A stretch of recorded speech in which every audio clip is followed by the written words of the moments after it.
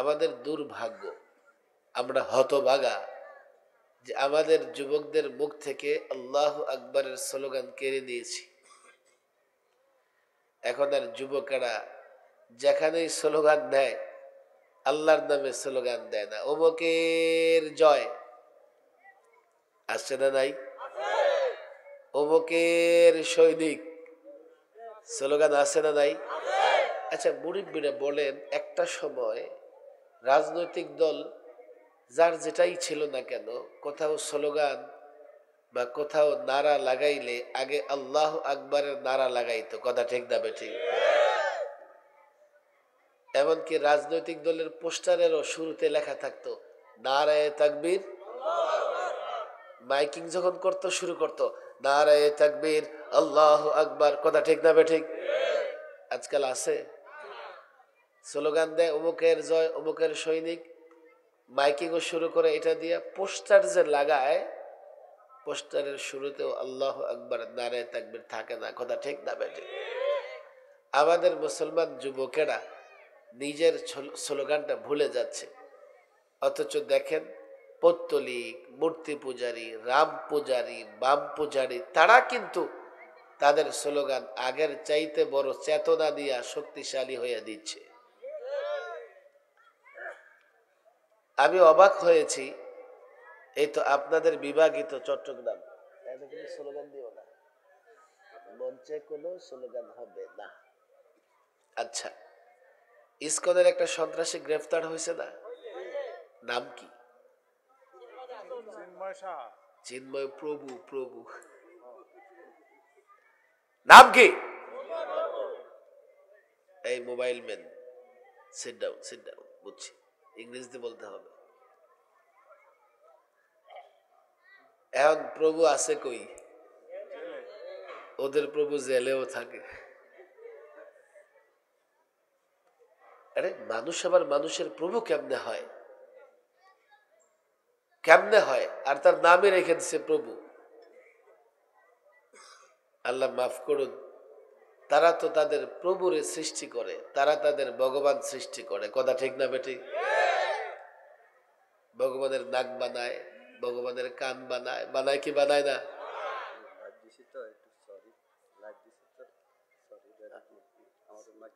যত সরি কো, ডিস্টার্বটা তো ঠিকই করছো।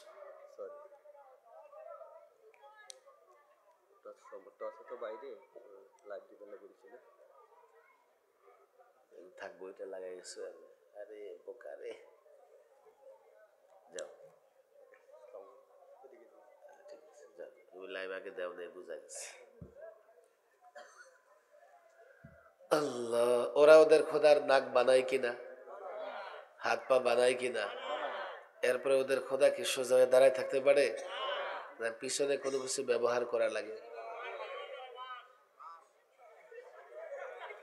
আচ্ছা বলেন দেখি, তারে জিজ্ঞেস করেন, ভাই তুমি যারে বানাইলা সে তোমার খোদা না তুমি তার খোদা? তুমি বানাইছো যারে, সে তুমি তো তার সৃষ্টিকর্তা, কথা ঠিক না ঠিক? দরকার ছিল তারে তোমার পায়ের নিচে ফালায় রাখা, তুমি উল্টা কি করতেছো, তার পায়ের নিচে পড়ে থাকতেছ। দেখবেন একেবারে এমনি গিয়া পায়ের নিচে পড়ে থাকে মূর্তি। আবার এটা বাজারে খোদারে ওরা বেচা কেনাও করে, আছে না নাই? আবার খোদারে নিয়ে ব্যবসাও করে, আজকে খোদা বিক্রি করে এত ব্যবসা হইছে। অবাক করা কাণ্ড। এতটুকু বুদ্ধি আল্লাহ তাবারক ওয়া তাআলা মানুষকে দিয়েছেন, কোন ধরনের কোনো প্রমাণ ছাড়া, শুধুমাত্র চিন্তা শক্তি ব্যবহার করে সে আল্লাহকে চিনতে পারবে, আল্লাহকে চিনতে পারবে। কিন্তু সেই চিন্তা শক্তি মানুষ ব্যবহার করে না, শয়তানের ধোঁকায় পড়ে। আমাদের বড় সৌভাগ্য যে আল্লাহ আমাদেরকে চিন্তা করা ছাড়াই মুসলমান গড়ে জন্ম দিয়া তার গোলাম বানায়া দিচ্ছে। ওই চিন্ময় তার ভক্তরা চট্টগ্রাম আদালতে জমা হইয়া, এই যুবক তোমরা শোনো, তোমরা শোনো, এতটা উন্মাদনা, আগ্রাসী মনোভাব, এতটা আবেগ নিয়া বাম রামের নামের স্লোগান দিতেছে। আমাদের মুসলমানেরা হাইয়ুল কাইয়ুম চিরঞ্জীব আল্লাহর নামেও এতটা আবেগ নিয়ে স্লোগান দেয় না। আমার তখন থেকে মনে হয়েছে এই মুসলমান যুবকদের জবান থেকে আল্লাহ নামের স্লোগান কে কেড়ে নিল, কে কেড়ে নিল? তখন আমি খেয়াল করে দেখলাম রাজনীতিবিদরা কেড়ে নিয়েছে। রাজনৈতিক দল নেতারা আমার যুবকদেরকে নানা স্লোগান শিখাইয়া আল্লাহর নামে এখন আর যুবকেরা স্লোগান দেয় না। মাহফিলে এসে দু চারটা স্লোগান দিবে, তাও লজ্জায় দেয় না। কথা ঠিক না বেঠিক? স্লোগান দেওয়ার দরকার আছে না নাই? আল্লাহ আল্লাহ নামের স্লোগানে শক্তি আছে না নাই? বলেন আল্লাহু আকবার। দাঁড়ান, পড়ে পড়ে পড়ে পড়ে স্লোগান হইতেছে না কেন? আল্লাহু আকবার স্লোগান দিলে সওয়াব হবে না? হবে না? অনেক যুদ্ধে মুসলমান যখন আল্লাহু আকবার বলে স্লোগান দিছে, কাফেরদের অন্তর কেঁপে উঠেছে, কাফের ময়দান ছেড়ে পালাতে বাধ্য হয়েছে। গত 16 বছর আমরা দেখেছি যখন আল্লাহু আকবারের স্লোগান দেওয়া হতো বাধা দেওয়া হয়েছে। আপনারা মনে করতে পারেন ওরা জানে না, বুঝে না। না না না, জেনে বুঝে বাধা দিছে। আপনি এখান থেকে আল্লাহু আকবার স্লোগান দিবেন, দিল্লি কেঁপে উঠবে। ওখান থেকে বলে দেয় আরে এগুলো থামাও। তো তাদের চেলা চামুন্ডারা মাহফিলে আসলেও তারা এগুলোতে থামাতে চেষ্টা করেছে। তাকবীর ধ্বনি উঁচু আওয়াজে দিতে হবে। আমি জানি অনেক রাত কষ্ট করতেছেন আপনারা, কিন্তু পেটে চাপা দিয়ে বসছেন তো স্লোগান বের হইতেছে না। আর আল্লাহু আকবরের স্লোগান এত মরা ধরা মানুষের মতো স্লোগান দিলে হবে না, এত জোরে স্লোগান দিতে হবে সত্যিকার অর্থেই, যাতে শায়াতিন মিনাল জিন্নি ওয়াল ইনস, মানবরূপী শয়তান আর জিন্নাতের পোলামাইয়া শয়তান সবার অন্তর আত্মা যেন কেঁপে ওঠে। দিবেন তো ইনশাআল্লাহ? দাঁড়াও যুবকরা, দাঁড়ায় যাও দেখি, সব দাঁড়াও। পরে স্লোগান, আগে দাঁড়াও দাঁড়াও। আরে বীর বাহাদুরের মতো দাঁড়াও, অসুস্থ রোগীর মতো দাঁড়াইতেছে দেখো। বাহাদুর দাঁড়াইছো? আমি আমি আমি স্লোগান দিব, আমার সাথে দিবা, দিবা তো ইনশাআল্লাহ? আল্লাহু আকবার। উনি হাতটা উঠাইছে দেখছো না? হাত উঠাও, মুষ্টিবদ্ধ হাত উঠাও। নারায়ে তাকবীর। জোরে স্লোগান দিলে হাত কাঁপে কি কাঁপে না? নারায়ে তাকবীর, লিল্লাহে তাকবীর। আল কোরআনের আলো, কোরআন সুন্নাহর আলো, ইসলামের আলো,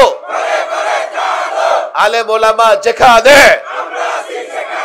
আলেম ওলামা যেখানে, নারায়ে তাকবীর, লিল্লাহে তাকবীর, আল্লাহু আকবার। বসো। তোমাদের কাছে আমার অনুরোধ, রাস্তাঘাটে চলতে ফিরতে স্লোগান দেবা কার নামে? মনে থাকবে তো? জায়গা হইতেছে না, বসে বসে অনেকক্ষণ বসে বসে এমনি কষ্ট করতেছেন। এই মুরব্বীরে বসার জায়গা দিও, মুরব্বীদের বসার। এই ইয়ং, সোজাও, সোজা সোজা সোজা, কান ধরে কিন্তু স্টেজে নিয়ে আসো। লাইভ হইতেছে, পরে জাতির সামনে মান সম্মান সব যাবে।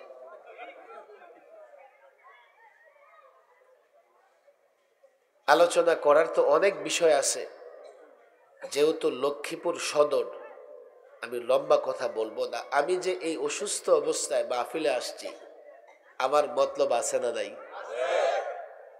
জানি তো হুজুর, মতলব আর কি? হাদিয়া। আরে তোমরা যে হাদিয়া আমাদের মতো মৌলবীদের দেও, ঢাকায় বসে থাকলে কয়েক গুণ হাদিয়া পাওয়া যায়। তাহলে তোর মতলব কি? একটা মতলব তো আছে। জুলাই এবং আগস্টে তুমুল আন্দোলন সংগ্রামের পরে আমরা নতুন একটা স্বাধীনতা পেয়েছি। শোনো শোনো, দেশে একটা পরিবর্তন আসছে। এই পরিবর্তনের দরকার ছিল না নাই? কেন দরকার ছিল জানো? গত 16 বৎসর সবচাইতে বেশি জুলুম সহ্য করেছে ওলামায়ে কেরাম। আমার মতো নিরীহ একজন মানুষও তিনবার সরকারি মেহমান ছিলাম। সর্বশেষ 21, 22, 23 একটা অংশ প্রায় রিমান্ডে ছিলাম 1.5-2 মাসের মতো। 21 থেকে 23 পর্যন্ত 2600 আলেম ওলামা টুপি দাড়িওয়ালা 2 থেকে 2.5 বছর 3 বছর পর্যন্ত জেল খেটেছে। জেল থেকে মুক্ত হওয়ার পরেও মুক্ত হতে পারি নাই। খোলা আকাশের নিচে নিজেকে বন্দি মনে হতো। কেন জানো? 45টা 50টা মামলা পেছনে ঝুলাইয়া দিছে। সপ্তাহে 3-4বার কোর্টে যাও, উকিলদের টাকা পয়সা দাও, আবার কোথাও আলোচনা বয়ানে যাবা, নানা রকমের পাবন্ধি, নানা রকমের বাধা নিষেধ, নানা রকমের হুমকি ধুমকি। খোলা আকাশের নিচেও নিজেকে মুক্ত মনে করতে পারতাম না। একটা পরিবর্তন দরকার ছিল, পরিবর্তন হয়েছে। এই পরিবর্তনের পরে রাষ্ট্রকে যদি মেরামত না করা যায়, সংস্কার না করা যায়, পরিবর্তন হয়েছে বটে, রক্ত দিয়েছি বটে, কিন্তু কদিন পরেই দেখা যাবে আবার ওই পূর্বেকারের মতো দুর্নীতি, পূর্বেকারের মতো লুটপাট, পূর্বেকারের মতো দখলদারিত্ব শুরু হয়ে গেছে। কেন 53 বছরের বাংলাদেশে দুর্নীতি কেন বন্ধ হলো না? লুটপাট কেন বন্ধ হলো না? ন্যায় বিচার কেন প্রতিষ্ঠিত হলো না? সাম্য কেন প্রতিষ্ঠিত হলো না? বৈষম্য কেন দূর হলো না? খোঁজ খবর নেওয়ার দরকার আছে না নাই? 15 মিনিট ঠান্ডা মাথায় আমার কথাগুলো শুনবেন। আমি এই জন্য ঠান্ডা মাথায় কথা বলতেছি। যুবকেরা যারা পরে আসতেছে, তোমাদের হাতে পায়ে ধরি, এখানে কথা বলবা না। বাংলাদেশ কোন সিস্টেমে পরিচালিত হচ্ছে এটা আগে বুঝতে হবে, এটাকে জানতে হবে। যারা জানে আর যারা জানে না, কোনোদিন তারা এক হতে পারে না। আল্লাহ বলে দিয়েছেন, হাল ইয়াস্তাবিল্লাযীনা ইয়া'লামুনা ওয়াল্লাযীনা লা ইয়া'লামুন। যারা জানে না এবং যারা জানে, তারা কি কখনো বরাবর? কোনোদিন নয়, কোনোদিন নয়। আমাদের জানবার চেষ্টা করতে হবে। না জানলে কোনোদিন আমি সঠিকভাবে আমল করতে পারবো। 53 বছরে বাংলাদেশ পরিচালিত হয়েছে সাধারণত 4টা ইজম, 4টা মতবাদ, 4টা মতাদর্শ দিয়া। এখন এই 4টা মতাদর্শ বাংলাদেশের সংবিধানের মূলনীতিতেও আছে। কি? ডেমোক্রেসি। কি আছে? সেকুলারিজম। কি আছে? সোশ্যালিজম। কি আছে? ন্যাশনালিজম। তবে একটা সময় মাঝখানে 32 বছর বাংলাদেশের সংবিধানে বিসমিল্লাহির রহমানির রহিম ছিল, আল্লাহর উপর আস্থা বিশ্বাস ছিল। আল্লাহর উপর আস্থা বিশ্বাস থাকা সত্ত্বেও যেহেতু যারা ক্ষমতায় ছিল তারা আল্লাহর উপর আস্থা বিশ্বাসের গুরুত্ব বুঝে না, সেহেতু তারা এদেশে ইসলামের কোনো একটা বিষয় বাস্তবায়ন করতে পারে নাই। আর যখন আল্লাহর উপর আস্থা বিশ্বাস 2011-তে সংবিধান সংশোধন করে বিসমিল্লাহ আউট অফ কনস্টিটিউশন এবং আল্লাহর উপর আস্থা ও বিশ্বাস এটাও তুলে দেওয়া হলো, তখন নাস্তিকরা পুরো শক্তি দিয়ে ইসলামী শিক্ষা মুসলমানদের ধ্বংস করার ষড়যন্ত্র করেছে। যার জন্য গত 16 বৎসর সবচাইতে বেশি ক্ষতিগ্রস্ত হয়েছে ইসলাম মুসলিমরা, আর লাভবান হয়েছে ইসকনের সদস্যরা। এই জন্য ওরা স্লোগান দেয় কি জানেন? একটা মুসলিম ধরে ধরে জবাই কর। 16 বৎসরের দুধ কলা খাইয়ে ওদের ঘাড় মোটা করা হয়েছে, এখন ওরা মুসলমানদের ঘাড় ভেঙে দিতে চায়। কেন 53 বৎসরে চুরি বন্ধ হয় নাই? কেন স্বজন প্রীতি বন্ধ হয় নাই? কেন ন্যায় বিচার প্রতিষ্ঠিত হয় নাই? কেন বৈষম্য দূর হয় নাই, কেন দুর্নীতি বন্ধ হয় নাই, শেষ পর্যন্ত বাংলাদেশ ব্যাংকের রিজার্ভ পর্যন্ত চুরি হয়ে গেছে। এই চারটা ইজম, আমার দিকে খেয়াল করেন আপনারা, আপনারা এই চারটাকে চারটা ধর্মও বলতে পারেন। যদিও যারা এই চারটা বিষয়কে মানে তারা ধর্ম মনে করে না, তবে তারা এই চারটা বিষয়কে ধর্মের বিপরীতে দাঁড় করিয়ে রেখেছে। তাহলে ধর্মকে যেই ইজম ধ্বংস করে দেয় সেটা আরেকটা ধর্ম। চারটা ইজম এই বাংলাদেশের রাজনীতিবিদরা ফলো করবার কারণে আমি মনে করি পরিবর্তন হয়েছে বটে। ইজম বাদ দিয়ে যদি কোনো সত্যিকার অর্থে ইসলাম ফলো করে কোনো সিস্টেম চালু না করা যায়, দুর্নীতি, চুরি, লুটপাট বন্ধ হবে না। আপনি বলবেন কি হুজুর এত সমস্যা? গত 16 বছরে 22 লক্ষ কোটি টাকা পাচার হয়েছে। আপনি বাংলাদেশটাকে কমপক্ষে 5 বছর চালাতে পারবেন এই টাকা দিয়ে, যে টাকা পাচার হয়েছে। গত 16 বছরে 18,35,000 কোটি টাকা ঋণ করেছে বাংলাদেশ। আপনি মনে করবেন তাতে আমার কি, আপনার কি মানে? আপনার রক্ত পানি করে উপার্জন থেকে বৎসরে বৎসরে এই ঋণ পরিশোধ করা হবে, তাও সুদ সহ। সুদ সহ। বাংলাদেশের সুবিচার প্রতিষ্ঠিত হয় নাই, সুশাসন প্রতিষ্ঠিত হয় নাই। পরিবর্তন হয়েছে বলেই হবে কোনো গ্যারান্টি নাই। সিস্টেম পরিবর্তন করো। যেই সিস্টেমে দুর্নীতি করে পার পাওয়া যায় সেই সিস্টেম বাংলাদেশে থাকতে পারবে না। সিস্টেম কি দেখো, আমি এই যে ইউথ অ্যাসোসিয়েশন, এখানে অনেক যুবকেরা আছে, হাতে ধরি পায়ে ধরি, আমার কথা বুঝবার চেষ্টা করো। তোমরা দেশের ভবিষ্যৎ, তোমরা দেশে ভালো থাকতে চাও, তোমরা দেশটাকে স্বাধীন দেখতে চাও, তোমরা আবার ইসলাম মেনে মরার পরেও কল্যাণ চাও, এই জন্যই তো মাহফিলে এসেছো। এই 5টা ইজম দুনিয়াকেও ধ্বংস করে দেবে, 5টা ইজম তোমার আখিরাতকেও ধ্বংস করে দেবে। ইসলাম যদি ভালো, দুনিয়াতেও কল্যাণ, আখিরাতেও কল্যাণ। আমি তো চ্যালেঞ্জ করি, এই 5টা ইজম 4টা ইজমকে একদিকে রাখো, ইসলামকে রাখো না একদিকে। কম্পেয়ার করো, তুলনা করো, দেখো ইসলাম মেনে কি করা যায় আর ইজম মেনে কি করা যায়। আপনাদের কষ্ট হচ্ছে না তো? ইজমগুলোকে আমাদের রাজনীতিবিদরা পছন্দ করে, কিছু কারণ আছে। পশ্চিমারা ইজমগুলো ধরে রাখবার জন্য একটা অবকাঠামো তৈরি করে দিয়েছে। কি সেটা হচ্ছে এইভাবে নির্বাচন হবে, 5 বছর ক্ষমতায় থাকবে, সরকারি দল বিরোধী দল থাকবে, সরকারি দল যদি অন্যায় করে বিরোধী দল প্রতিবাদ করবে। হায় হায়, কত সুন্দর সিস্টেম! দরকার নাই ইসলাম, আমরা এই সিস্টেম মানি, আমরা রাষ্ট্র উন্নত করতে পারবো। আমি প্রায় বলি এই সিস্টেমগুলো কতটা ধ্বজভঙ্গ, কতটা আবর্জনা 2 মিনিট চিন্তা করলে ক্লিয়ার হয়ে যাবে। বাংলাদেশের সরকারের মেয়াদ কয় বছর? পৃথিবীর নানা দেশে মেয়াদ আছে না নাই? ইসলামী রাষ্ট্র ব্যবস্থায় সরকারের কোনো মেয়াদ নাই। এখন কথা হলো হুজুর, ইসলাম তো মেয়াদ ঠিক করে দেয় নাই, মেয়াদ কি থাকা ভালো না না থাকা ভালো? সিদ্ধান্ত দিয়েন না, আগে শোনেন।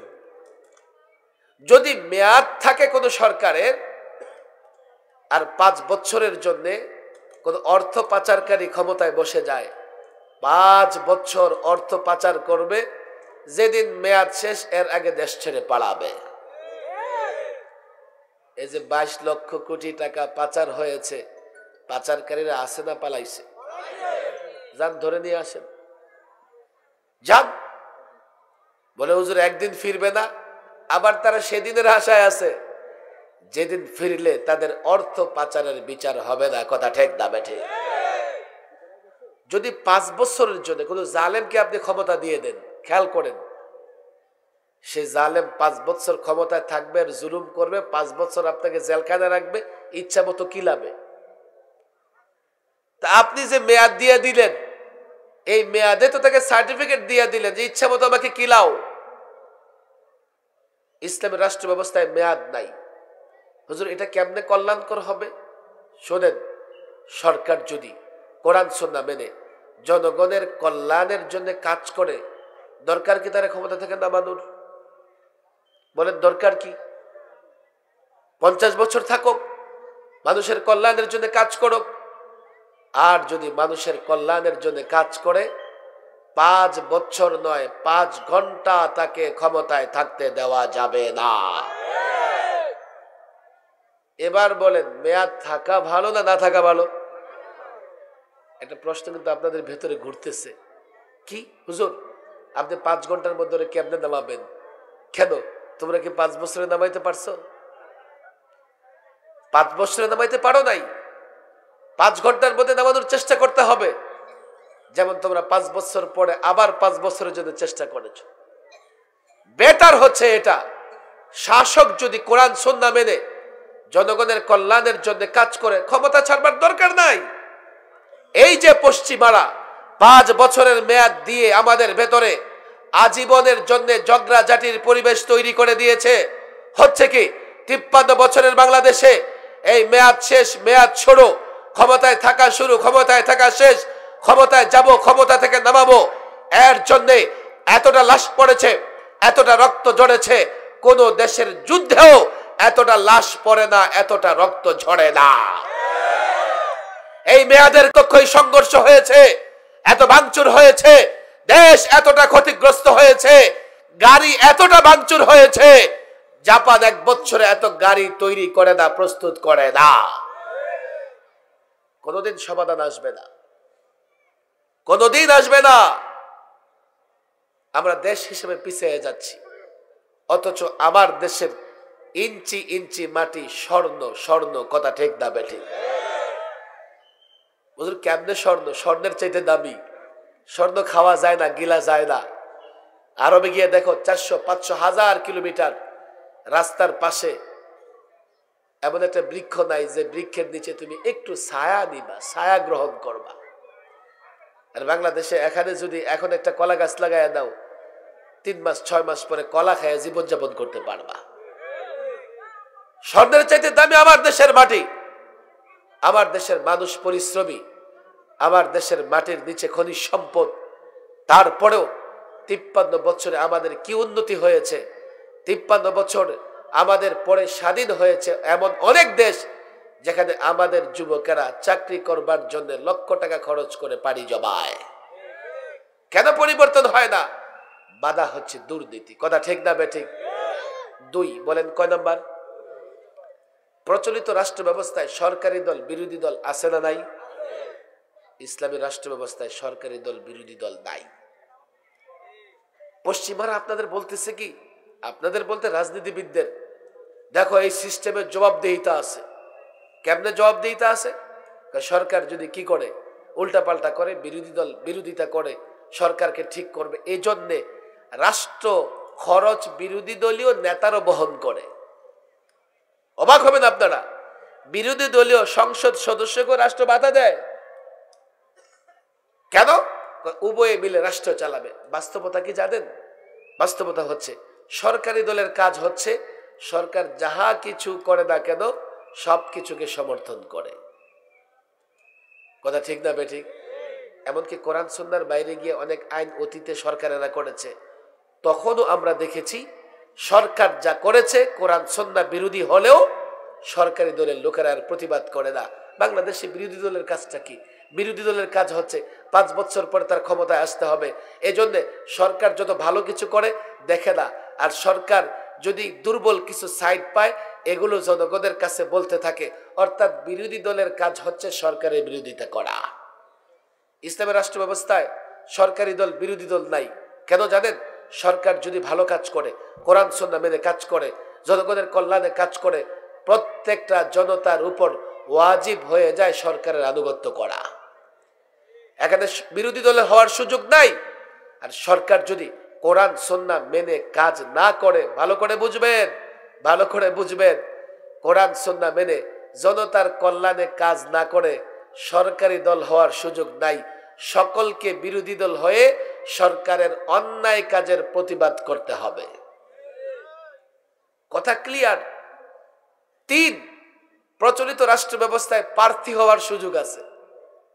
যে কেউ প্রার্থী হচ্ছে, অডিও ভিডিও রেকর্ড করে, সিএনজি ভাড়া করে মাইক লাগিয়ে দিচ্ছে। তার চরিত্র যেমনই হোক না কেন, মাইকে যখন শুনবেন তখন মনে হবে এই মাত্র ফেরেশতা আরশে আজিম থেকে আসছে।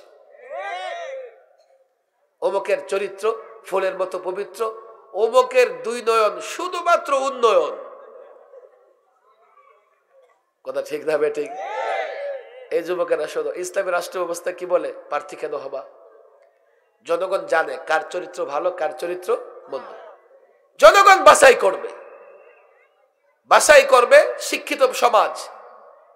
যখন বাছাই করে এমন ব্যক্তিকে দায়িত্ব দিবে, সে কয়েকটা জিনিস খেয়াল করবে।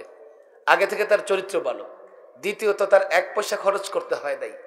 আর যে ব্যক্তি চরিত্রহীন কালো টাকার মালিক, সে তোমাকে 500 টাকার 1000 টাকার নোট দিবে, দিয়া ভোট কিনবে। ভোট কিনবে মানে এগুলো তোমার উপরে ইনভেস্ট করবে। জায়গা আছে, অসুবিধা নেই। আচ্ছা শোনেন, আপনি মনে করতে পারতেছেন এই যে নোট আপনারা দিছে, অনুদান দিছে না, বিনিয়োগ করছে, বিনিয়োগ। 5 বছরের জন্য আপনি ভোট দিবেন নোটের পরে, 5 বছর আপনার কাছ থেকে 1000টা নোট সে ছিনতাই করে দেবে। যে সিস্টেমগুলোর কারণে তোমরা তন্ত্র মন্ত্রকে পূজা করো, অথচ ইসলাম তোমাদেরকে তার চাইতে বেস্ট এবং উত্তম সিস্টেম দিয়ে রেখেছে। কথা ঠিক দাবে ঠিক? এখন আপনারা বলবেন কি হুজুর চাপা তো মারতেছেন, আপনার ইসলাম দিয়ে কি হয়? আমি জানি না এখানে যিনি বসে আছেন কোন সাবজেক্ট নিয়ে পড়াশোনা করছেন, তবে আমি এখানে যুবকদের বলি, দেখো তোমরা আমাকে কিছু তন্ত্র মন্ত্রের নাম বলো। যেমন একটা আছে সোশ্যালিজম, সমাজতন্ত্র, আছে না নাই? রাশিয়াতে লেনিন আর কার্ল মার্কসরা মিলে একটা সমাজতন্ত্র একটা স্লোগানের উপর ভিত্তি করে তৈরি করেছে। খেয়াল করো, সোভিয়েত ইউনিয়ন সেই সমাজতন্ত্র দিয়ে এক যুগ চলতে পারে নাই, টুকরা টুকরা হয়ে গেছে। একটা স্লোগানকে কেন্দ্র করে একটা তন্ত্র আমার দেশের সংবিধানে চলে আসছে। তোমরা বলবে ডেমোক্রেসি, গণতন্ত্র। আশ্চর্যের ব্যাপার কি জানেন, আমি যদি ডেমোক্রেসি নিয়ে কথা বলি না, তো একদল দাঁড়ায় যাবে আপনি জঙ্গি, আপনি উগ্রবাদী। অথচ খোদ ইউরোপ আমেরিকাতে ডেমোক্রেসি নিয়ে বিতর্ক হয়, ডেমোক্রেসির সুফল কুফল নিয়ে বিতর্ক হয়। ওই দেশে যে তন্ত্র নিয়ে বিতর্ক হয়, আমার দেশে আমি সেই তন্ত্রের সমালোচনা করলে আমি জঙ্গিবাদ আর সন্ত্রাস হয়ে যাই। কতটা তোমাদের মাথায় এই তন্ত্র মন্ত্রগুলো জায়গা করে দিয়েছে যে তোমরা এর বিকল্প চিন্তা করতে পারো না। কতদিন চলেছে বিশ্ব এই ডেমোক্রেসি দিয়া, খোদ ইউরোপে কোনো ডেমোক্রেসি নাই। বলে এটা আবার কেমনে? সেখানে নির্বাচন হয়, প্রধানমন্ত্রী আসে, হ্যাঁ কর্মচারী নির্বাচন হয়। বুঝলাম না কর্মচারী কেমনে নির্বাচন হয়? আমার দিকে তাকাও, এখন ব্রিটেনের যে প্রেসিডেন্ট চার্লস আছে না নাই, ওরা কিং বলে, রাজা। কি বলে? রাজা। এই জন্য ইউনাইটেড কিংডম। আমার দিকে তাকাও। আচ্ছা এই রাজারে কে ভোট দিছে?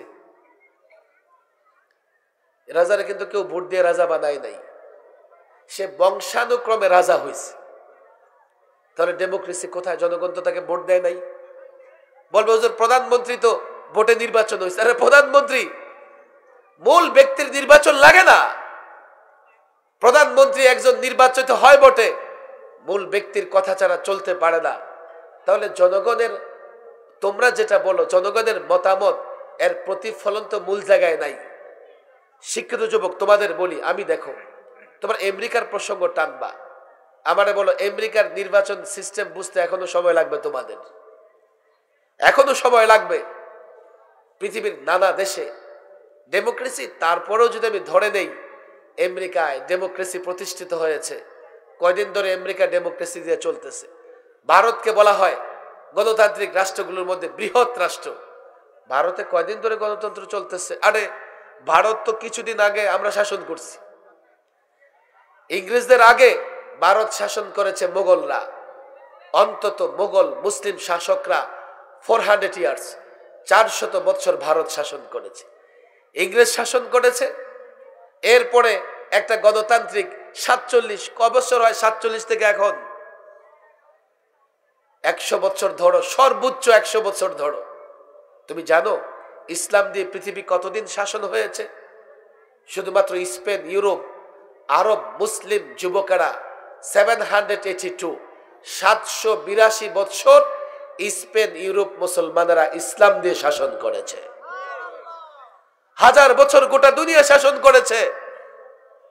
কাল একটা মতবাদ 100 বছর আগে ডেমোক্রেসি এসেছে, তুমি ডেমোক্রেসি ছাড়া কিচ্ছু বুঝো না। 200 বছর আগে সেকুলারিজম এসেছে, তুমি সেকুলারিজম ছাড়া কিচ্ছু বুঝো না। 50-60 বছর আগে সোশ্যালিজম এসেছে, তুমি সোশ্যালিজম ছাড়া কিচ্ছু বুঝো না। 1500 বছর আগে ইসলাম এসেছে, 1500 বছরে 1000 বছর ইসলাম দিয়ে গোটা পৃথিবী শাসিত হয়েছে। ইসলামের পক্ষে কথা বলা যায় না। আমি তো বলি যুবক, কেন কেন আমরা কি এতটাই দুর্বল? আমরা কি এতটাই অসহায়? কেউ যদি অ্যারিস্টটলের ডেমোক্রেসির কথা বলতে পারে, আমি মুহাম্মদ আরবির ইসলামের কথা কেন বলতে পারবো না?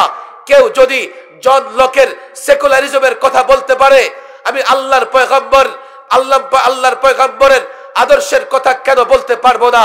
কেউ যদি লেনিন, কার্ল মার্কসের তৈরি করা সোশ্যালিজমের কথা বলতে পারে, আমি কেন কোরআন সুন্নাহর শাসন ব্যবস্থার কথা বলতে পারবো না? কেউ যদি ন্যাশনালিজমের কথা বলতে পারে, আমি কেন ইসলামিজমের কথা বলতে পারবো না? আজকে আমার দেশের রাজনীতিবিদরা মুসলমানদের পরিচয় বদলে দিচ্ছে, মুসলমানদের স্লোগান কেড়ে দিচ্ছে, মুসলমানদের ঈমান ধ্বংস করবার জন্য এই পশ্চিমা ইজব গুলো আমাদের উপর চাপিয়ে দিচ্ছে। আমি বলি একটাই কথা তোমাদের আমাদের হওয়া উচিত, যেহেতু ইসব ব্যর্থ, যেহেতু ইসব দিয়ে শান্তি প্রতিষ্ঠা হয় না, ইসলাম দিয়ে হয়। পরিষ্কার বলে দিচ্ছে, এই বাংলাদেশে একমাত্র ইসলাম চলবে, আর কোনো ইসব চলতে পারবে না।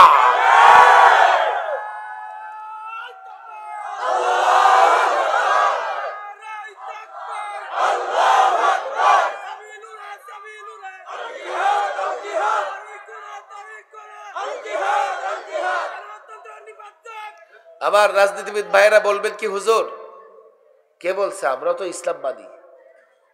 আপনি যে বলছেন ইসলাম মানি না, আমিও জানি আপনারা ইসলাম মানেন। কতটুকু মানেন? পকেটে করে দিয়ে রেখে মানেন। ঘরের ভেতরে বাস সে মুসলিম সাম, আনুষ্ঠানিকতায় মুসলিম। তুমি যদি ইসলাম মানো, ইসলাম তো কমপ্লিট কোড অফ লাইফ। ব্যক্তি জীবন, সমাজ জীবন, রাষ্ট্র জীবনের প্রত্যেকটা সমস্যার সমাধান ইসলামে আছে না নাই? তুমি যদি মনে করো ইসলাম মানো, তাহলে এই ইজবগুলো কেন মানো আমাকে বলো। এই ইজবগুলো ইসলামের মুখোমুখি দাঁড় করে দেওয়া হয়েছে। আমি বলি না আমাকে ক্ষমতায় বসাও, আমি বলি না আমাকে ভোট দাও, আমি বলি রাজনীতি তুমি করো, রাষ্ট্র চালাও। ইজব দিয়ে নয়, ইসলাম দিয়ে রাষ্ট্র চালাও। যদি ইসলাম দিয়ে রাষ্ট্র চালাতে পারো, আমি তো গ্যারান্টি দিয়ে দেই 5 বছর নয় 50 বছর ক্ষমতায় থাকবে। 56,000 বর্গমাইলের বাংলাদেশ নয়, গোটা পৃথিবীর রাজত্ব করতে পারবে। ওরা আমাদের কথা শুনবে না। কেন? ইসলামী শাসন ব্যবস্থাকে ওরাও ভয় পায়, কারণ চুরি করলে হাত কাটা। কথা ঠিক না বেঠিক? জেনা ব্যভিচার করলে কয় মাটির নিচে, মাটির মধ্যে দাফন করে দাও, কোমর পর্যন্ত দাফন করে সঙ্গে সার করো, পাথর মারো, হুজুর। আর যুবকরা বলবে হুজুর কি দাড়ি রাখবেন? দাড়ি রাখতে বলবেন? হুজুর চেহারা খালি খসখস করে, দাড়ি রাখবে না। আর আমার মা বোনেরা কি বলবে? হুজুর বোরকা পরলে শ্বাস বন্ধ হয়ে যায়। আমার এক টেলিভিশন টক শোতে বাংলাদেশের এক পরিচিত অভিনেত্রী আমার বলে কি, হুজুর আপনারা যে ইসলাম চান, আপনারা ক্ষমতা আসলে কি আমার ঘরে বোরকা পড়াই দিবেন? ওদের বোরকা পড়াই দিব কিনা, না সিনেমা হলগুলো ধ্বংস করে ফেলবেন? আমি বললাম তোমার বোরকাও পড়াবো না, সিনেমা হলও ধ্বংস করবো না। আচ্ছা আচ্ছা আচ্ছা, ভালো ভালো, তবে আমরা যুবকদেরকে ইসলাম বুঝাইয়ে দিব। ইসলাম বুঝাইয়ে দিলে সে যখন সিনেমা হলে না যাবে, এমনি সিনেমা হল বন্ধ হয়ে যাবে, ওখানে গিয়ে কুত্তা ঘুমাবে। আর সিনেমা হল নাটক দেখা যখন বন্ধ হয়ে যাবে, তোমরা আর বিক্রি হবা না, পরে বাধ্য হয়ে অভিনয় ছেড়ে গার্মেন্টসে গিয়ে চাকরি নিয়ে নিবা। এর যুবক কে বলেছে দাড়ি রাখলে খুব স্মার্ট লাগে? দেখো মুদি দোকানদার সেও দাড়ি চাচে, জোতা সেলাই করে মুচি সেও দাড়ি চাচে, গার্মেন্টসের কর্মী সেও দাড়ি চাচে। তো তুমিও যদি দাড়ি, ভদ্র যুবক দাড়ি কামাও, তো তোমার আর তার চেহারা তো একই, সবই তো মাইকেল জ্যাকসন। আলাদা তোমার বৈশিষ্ট্য কোথায়? দাড়ি রাখলে খারাপ লাগে? দাড়ি তো পয়গম্বরদের সুন্নাহ। দাড়ি রাখলে সেলিব্রিটি হওয়া যায় না? দেখো ক্রিকেটাররা এক একজন এত বড় দাড়ি রেখেছে, দেখলে মনে হয় শাইখুল হাদিস, বোখারি পড়ায়। এখন পশ্চিমা নানা ধরনের সেলিব্রিটি দাড়ি রাখতে শুরু করছে। কেন জানো? কেন? সায়েন্স বলে, ডাক্তার, চিকিৎসা বিজ্ঞান কথা বলে, এই যে সফট স্কিন, এইভাবে যদি সকাল বিকাল হাতুড়া আর কি কাচি তুমি টানতে থাকো, একটা সময় স্কিন ডিজিজ, চর্মরোগে আক্রান্ত হবা, এবং সেটা ভয়াবহ আকার ধারণ করতে পারে, ক্যান্সার হয়ে যেতে পারে। এখন তারা দাড়ি চাচে না, দাড়ি ছেড়ে দিয়েছে। মা বোনেরা বলবে, হুজুর বোরকা পড়তে পারে না, শ্বাস বন্ধ হয়ে আসে, বোরকা পরার দরকার কি? আমাদের আগেরকার মা বোনেরা বোরকা ছাড়াও পর্দা করছে, নিজের আঁচল, শাড়ির আঁচলটা বড় করে রাখছে, পরপুরুষ আসলে এইভাবে আঁচল দিয়ে চেহারা ঢেকে ফেলেছে। কথা ঠিক না বেঠিক? বোরকা না পড়ে তুমি একটা বড় ওড়না পড়ো, বড় ওড়না পড়ে দেহটাকে ঢেকে রাখো, পরপুরুষের সামনে গেলে ওই ওড়নার আঁচলটা টেনে চেহারা ঢেকে রাখো, তোমার নিরাপত্তার জন্য, তোমার সেফটির জন্য।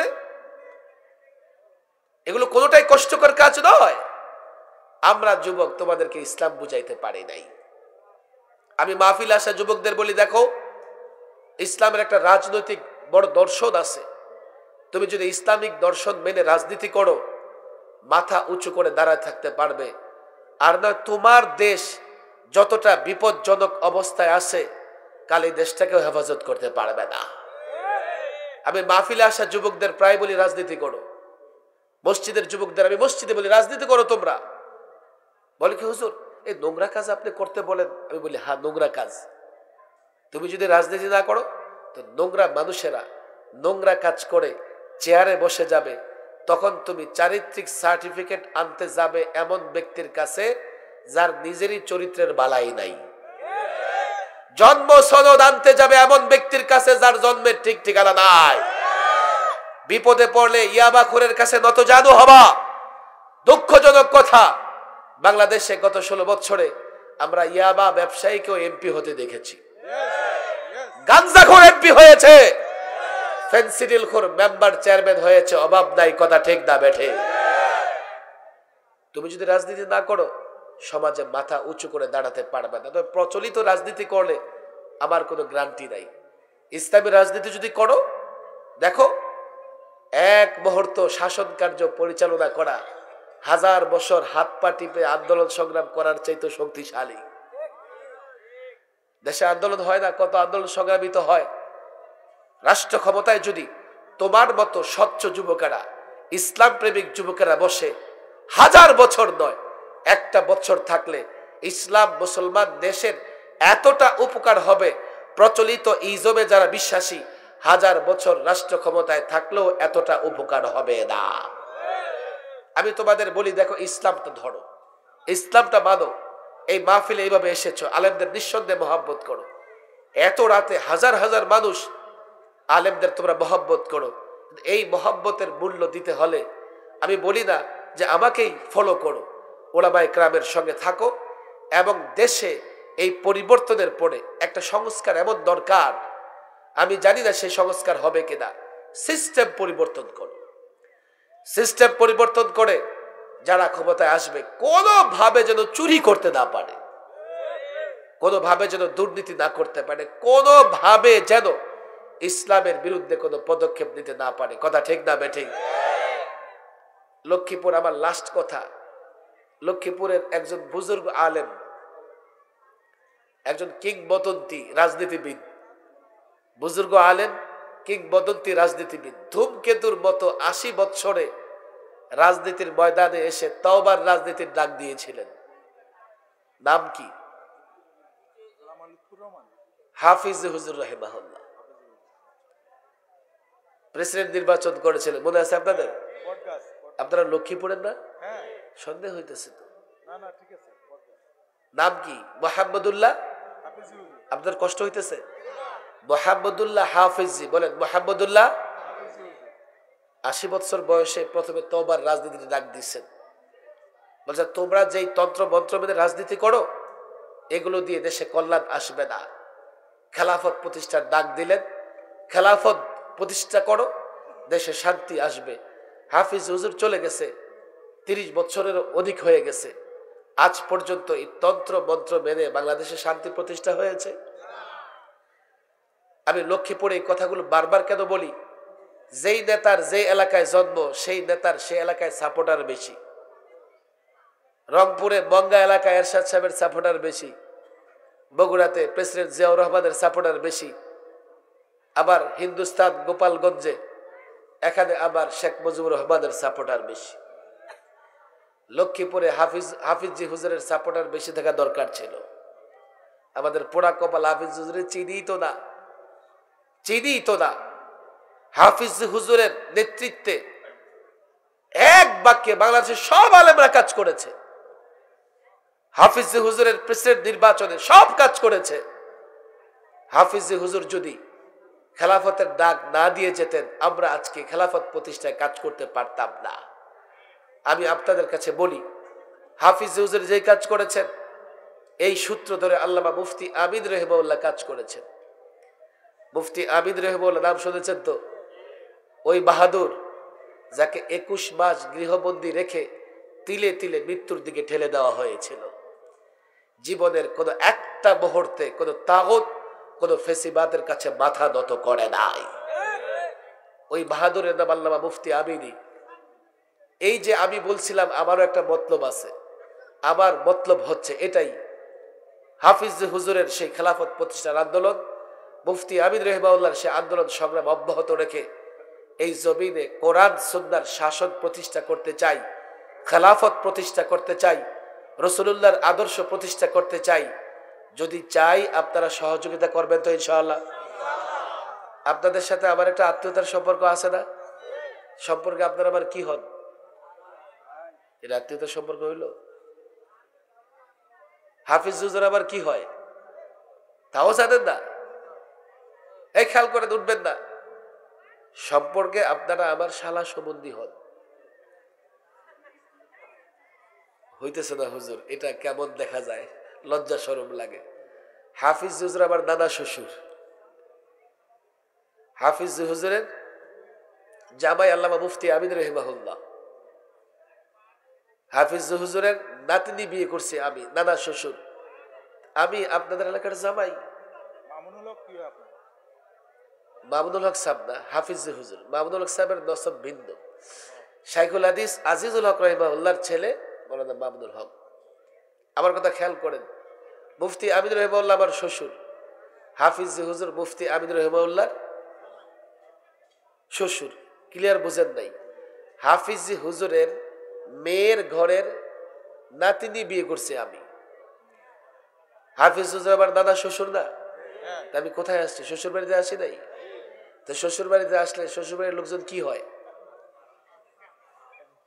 শালা সম্বন্ধী হয় কি হয় না? হুজুর বুড়া মানুষ, আমরাও কি শালা সম্বন্ধী না? আপনারা তো আছেন শ্বশুরের জায়গায়। ইয়ং পোলা পাইন রে কইতাছি, আত্মীয়তার অধিকার আছে না নাই? মনে হয় আত্মীয়তাই অস্বীকার করবেন মনে হইতেছে।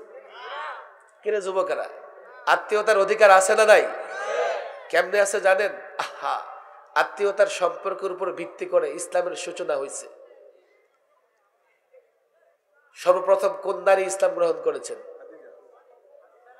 খাদিজাতুল কুবরা। কোন নারী? সম্পর্কে রাসূলুল্লাহর কি ছিলেন? সন্দেহ আছে কোনো? কোন যুবক ইসলাম গ্রহণ করেছেন সর্বপ্রথম? হযরতে আবু বকর। সম্পর্ক ছিল কিসের? বন্ধুত্বের। কিসের? কোন কিশোর ইসলাম গ্রহণ করেছেন সর্বপ্রথম? আলী রাদিয়াল্লাহু তাআলা। রাসূল সাল্লাল্লাহু আলাইহি ওয়াসাল্লাম কি ছিলেন? আরে জামাই তো পড়ে। ইসলাম যখন গ্রহণ করে তখন কি ছিলেন? এবং রাসূলুল্লাহর ঘরে লালিত পালিত হয়েছেন। খেয়াল করেন, 4 খলিফার নাম শুনেছি আমরা। খলিফা কয়জন? অনেক। তবে খোলাফায়ে আরবা, খোলাফায়ে রাশিদিন আমরা যাদেরকে বলি, কয়জন? এর দুইজন রাসূলুল্লাহর শ্বশুর আর দুইজন রাসূলুল্লাহর জামাই।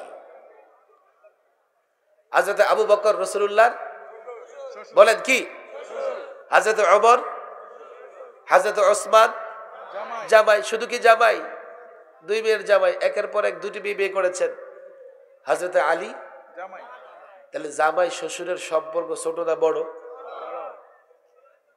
আমি আপনাদের আত্মীয়তার অধিকার দিয়ে বলে যাই, আমি চাই এই লক্ষ্মীপুরে, আমার বড় কষ্ট হয় এই লক্ষ্মীপুরে আসলে, অনেক কারণে কষ্ট হয়। আমি 13তে একবার এই লক্ষ্মীপুরের চন্দ্রগঞ্জে প্রোগ্রামে আসছিলাম, আমাকে বয়ান করতে দিবে না। তখন এমপি ছিল আব্দুল আওয়াল, বাইশ বান্ডারে, চিনেন তো? মেয়র সরাসরি এসে বলতেছে আপনি বয়ান করতে পারবেন না। 13 সালের কথা বলতেছি। আমি তো অবাক হইলাম, জানে এখনো তো দেশে লড়াই যুদ্ধ শুরু হয় না, 13 সালের কথা। লক্ষ্মীপুরে বাইশ বান্ডারি এমপি হয়েছে, ভণ্ড এমপি হয়েছে।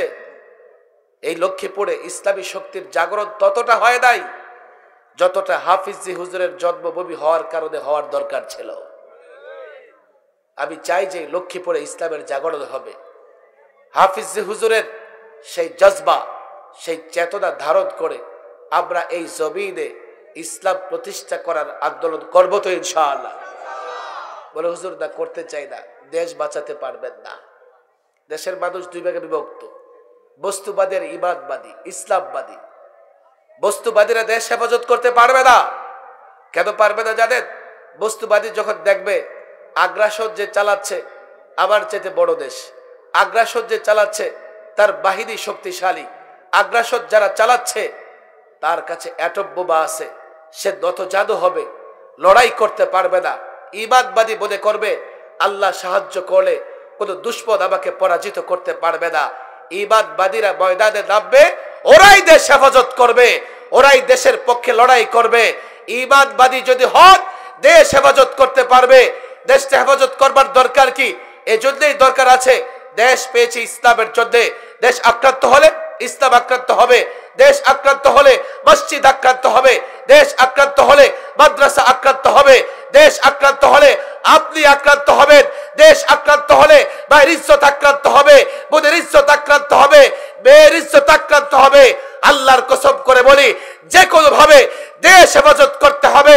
আর দেশ হেফাজত করতে হলে ইমানি শক্তিতে বলিয়ান হতে হবে। কেননা এক একজন ইমানদার অ্যাটম বোমার চাইতেও শক্তিশালী। ইমানবাদী হব তো ইনশাআল্লাহ, আলেমদের সঙ্গে থাকবো তো ইনশাআল্লাহ। হাত তোলে একটা ওয়াদা করে দিলে। আত্মীয়তার মূল্য আছে না নাই? আত্মীয়তার অধিকার আছে না নাই? এই অধিকার বলে আপনাদের বলতেছে, হাফিজ হুজুরের যে বিষয় দিয়ে কাজ করতেছি, নাম বিদ্ধ হোক, হাফিজ হুজুর খেলাফত প্রতিষ্ঠা, কোরআনী শাসন প্রতিষ্ঠা করার কাজ করেছেন, আমরা করতেছি। এই কাজে সহযোগিতা করবে তো ইনশাআল্লাহ? ওলামা ইকরাম, ছাত্র জনতা বলো, সহযোগিতা করবা তো ইনশাআল্লাহ? আল্লাহ তাবারক ওয়া তাআলা তৌফিক দান করুন। মূলত এই মতলবের কারণেই মাহফিল রাখলে মিস করি না, মনে করি কখন মরে যাই, খেলাফত এবং কোরআনী শাসন প্রতিষ্ঠার পথে যেন একবার হলেও এক এলাকার মানুষকে আহ্বান জানিয়ে যেতে পারি। ওই ব্যথা থেকেই এত কষ্ট করে অসুস্থতা সত্ত্বেও মাহফিলে এসেছি। আল্লাহ আপনাদেরকে তৌফিক দান করুন, আমাকেও দ্বীনের জন্য কবুল করে দিন। সকলে দুরূদ শরীফ পড়েন।